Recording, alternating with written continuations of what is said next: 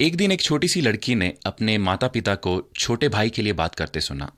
उसका भाई बहुत बीमार था और उसके माता पिता के पास पैसा खत्म हो चुका था। उसके भाई का इलाज सिर्फ एक ऑपरेशन था। उसके पिता ने मां से कहा कि अब तो कोई चमत्कार ही उसे बचा सकता है।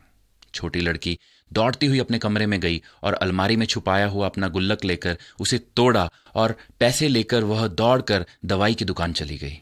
दुकान पर उसने कहा कि मुझे चमत्कार चाहिए। दुकानदार चौंक गया। उसने कहा कि यहां तो नहीं मिलता।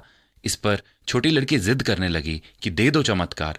उसने दुकानदार को पैसे दिखाए। देखो मेरे पास पैसे भी हैं, अगर कम है तो मैं इकट्ठा करके और दे दूंगी, पर मुझे चमत्कार दे दो, मेरा भाई बहुत बीमार है। उसी दुकान पर एक और सज्जन खड़े थे और उनकी यह बातें सुन रहे थे। उन्होंने इस लड़की का हाथ थामा और उससे कहा, तुम्हारे पास कितने रुपए हैं? मेरे पास 120 रुपए हैं, लड़की ने कहा। इस पर सज्जन ने कहा, यह तो बिल्कुल सही कीमत है, चमत्कार इतनी ही कीमत का है। चलो मुझे अपना घर दिखाओ कि मैं जान सकूं कि तुम्हारे घर में किस तरह का चमत्कार चाहिए। लड़की उन सज्जन को लेकर अपने घर गई। वह सज्जन एक बहुत बड़े डॉक्टर थे। उन्होंने उसके भाई का इलाज निःशुल्क किया।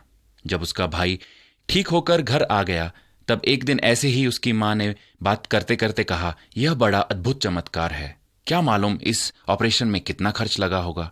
लड़की धीरे से अपने मन में हंस दी, क्योंकि सिर्फ उसी को मालूम था कि यह चमत्कार सिर्फ 120 रुपए और उसके विश्वास का था। उसने विश्वास किया, इसलिए उसका भाई पूरी तरह से ठीक हो सका। परमेश्वर का वचन हमें यही सिखाता है कि संपूर्ण रीति से मुझ पर विश्वास रखो, संदेह ना करो, तो तुम्हारा राई के दाने जितना विश्वास भी बहुत बड़ा है।